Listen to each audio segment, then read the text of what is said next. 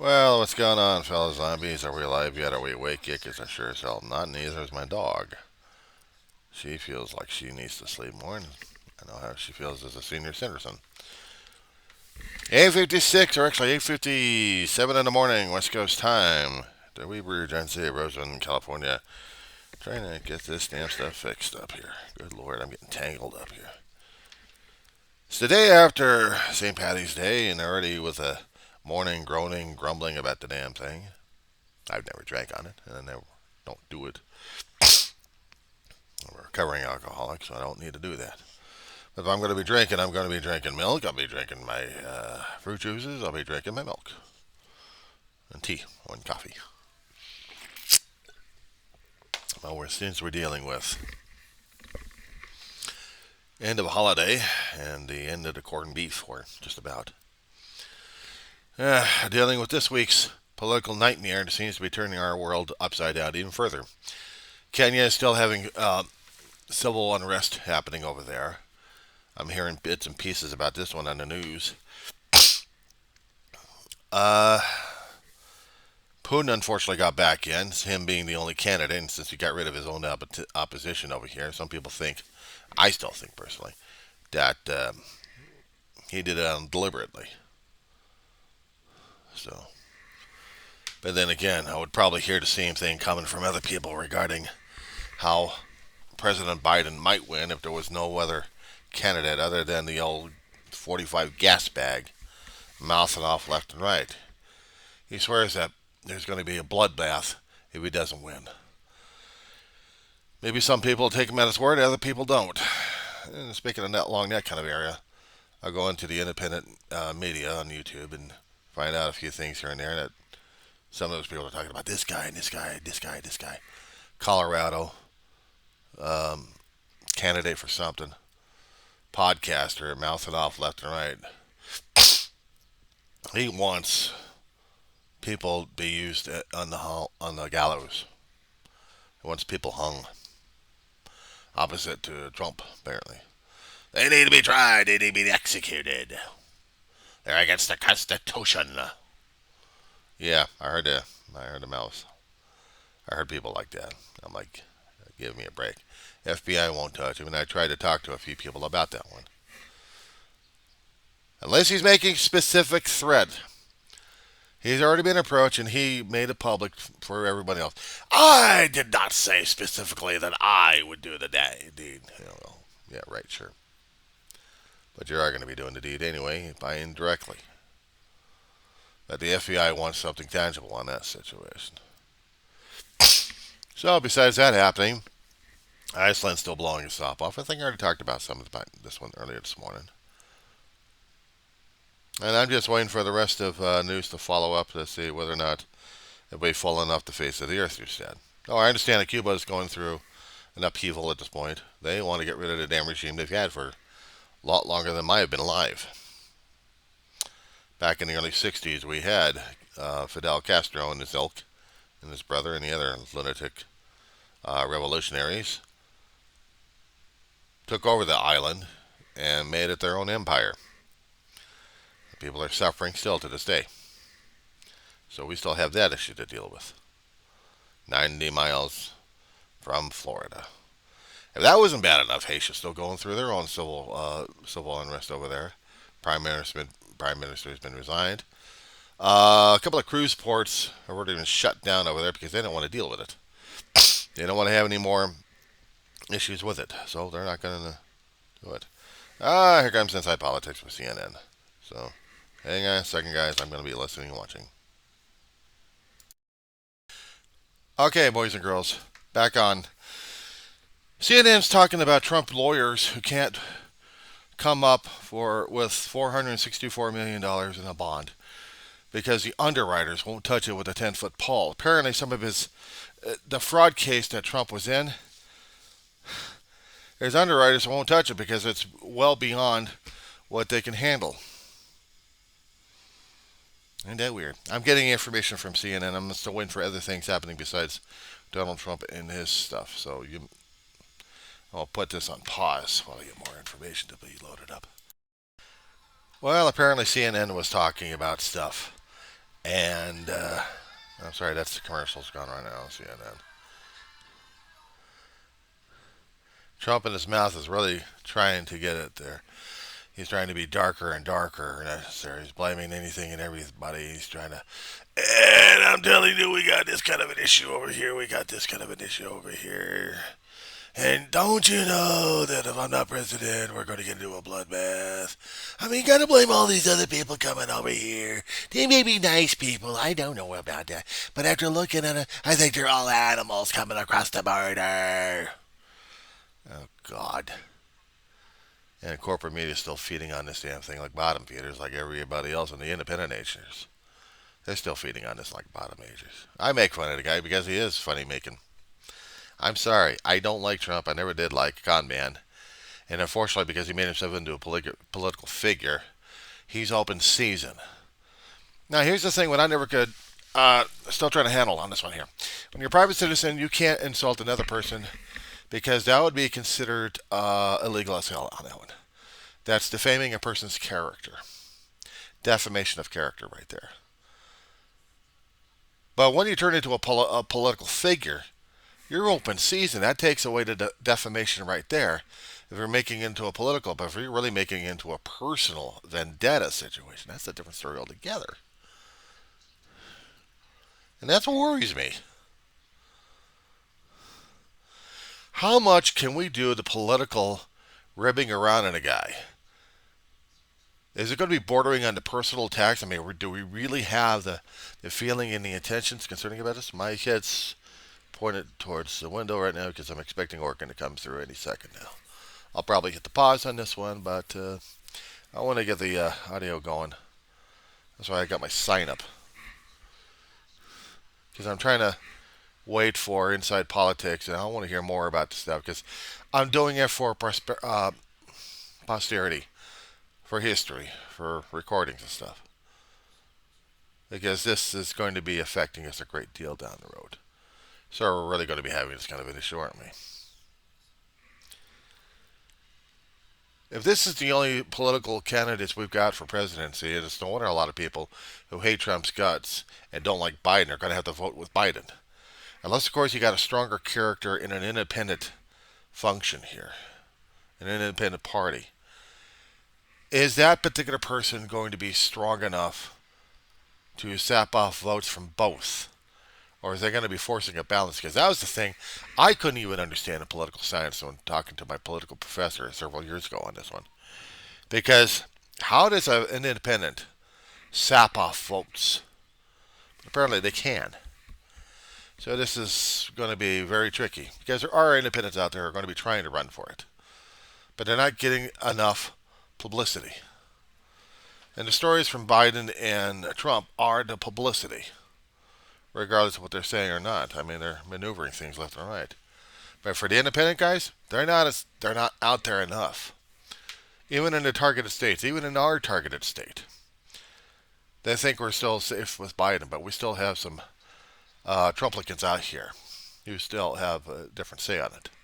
So we still could be targeted in different regions. And I want to see those kind of commercials, see what we've got, who's going to be strong enough to go as an independent when it comes down for the general election this November.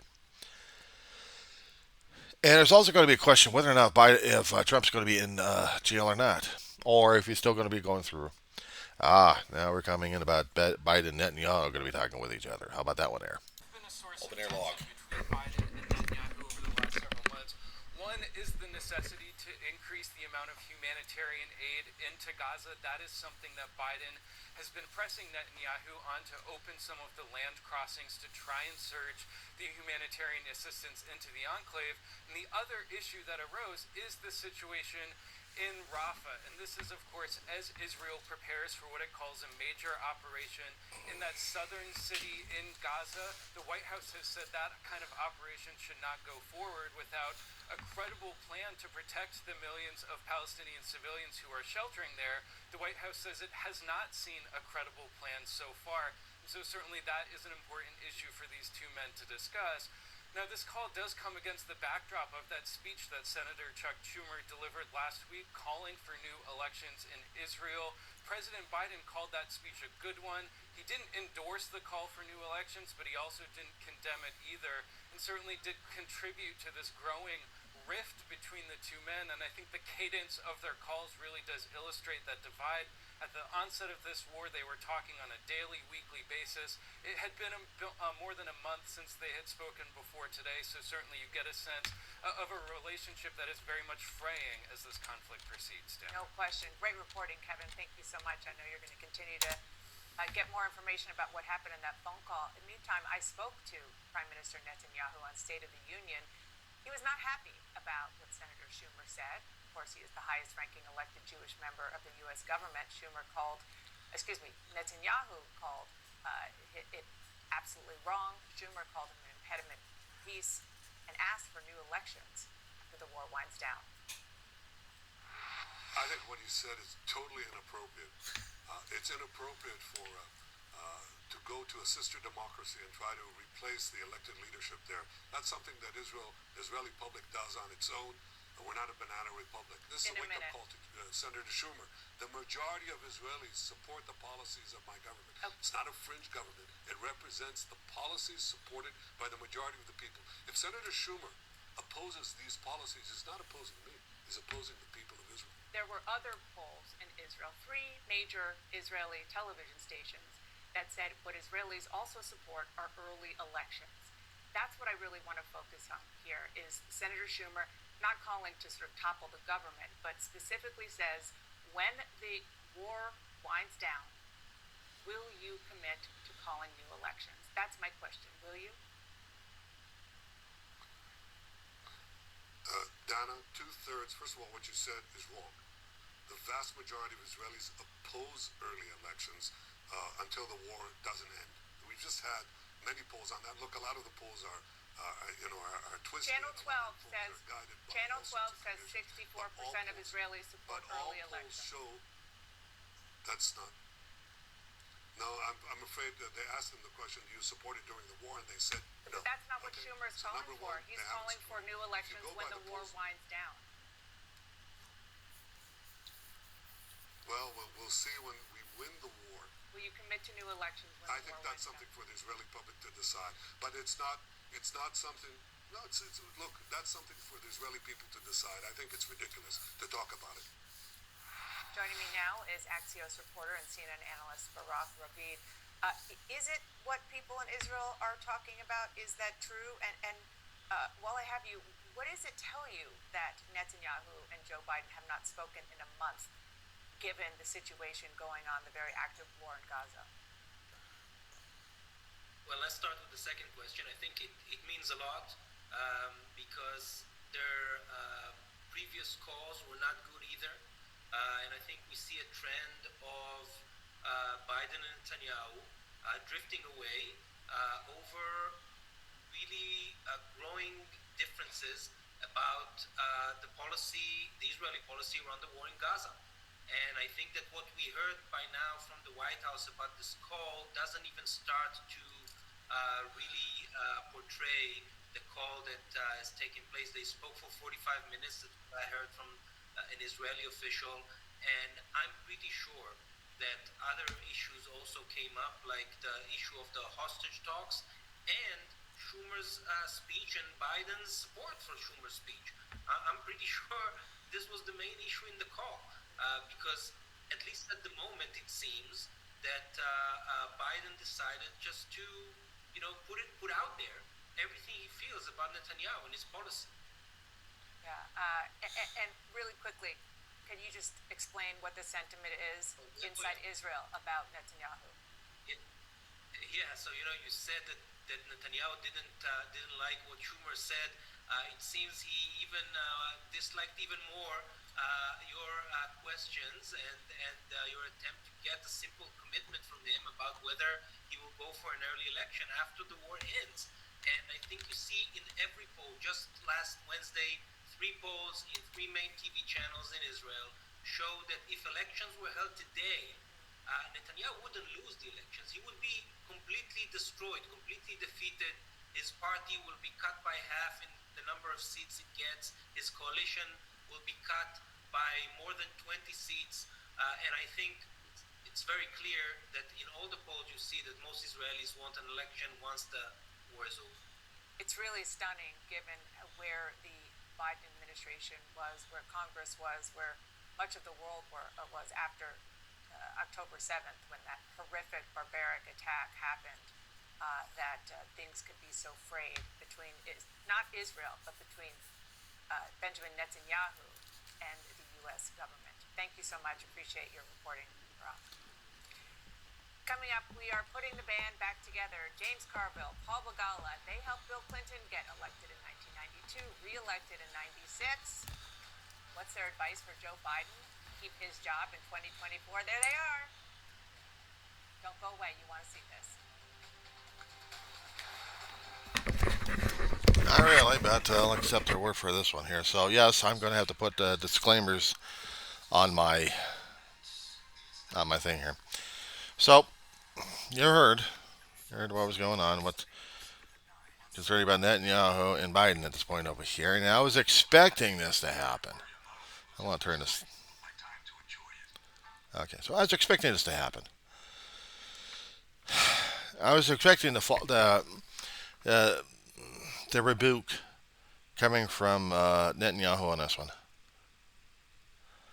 He's always been a hard lighter. He's always been a hard ass at this point over here. And he never did like this two-state solution. He wanted Israel to be in control of everything. But he really doesn't care about the history of how his country started, about how it used to be Palestine. And yes, it was supposed to be in the religious doctrines of the holiest place for the Jewish nation to be in. But tell that to the Palestinians. And when the United Nations, back in 1947, decided they were going to turn Palestine into Israel,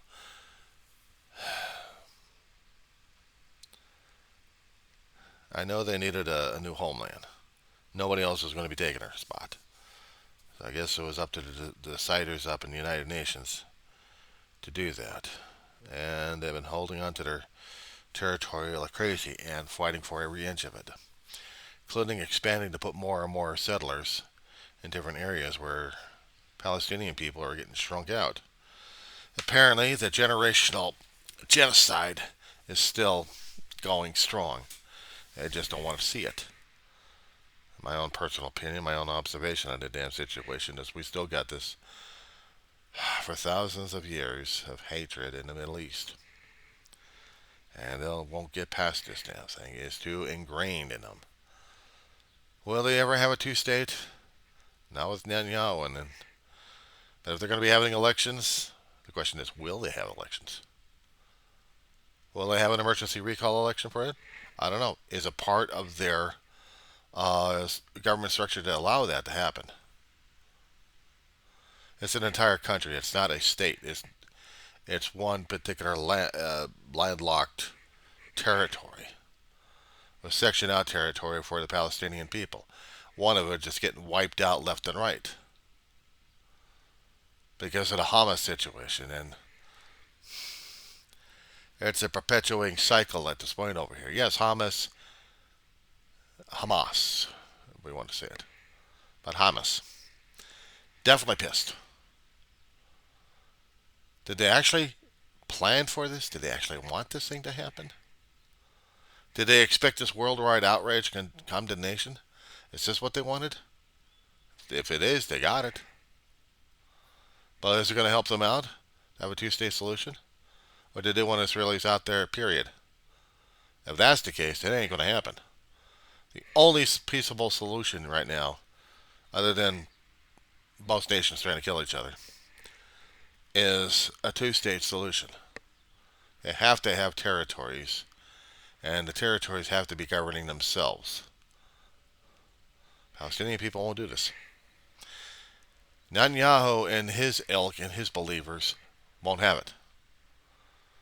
It's going to be up to the people of Israel to decide this particular situation happening with Hamas, the taking of hostages, and all this action happening. Is it going to be worth it, or is it not going to be worth it? I don't have the answers. I don't have anything on this one. I'm still trying to figure it out. I wish I could tell you. I don't know. I just don't know. With that being said,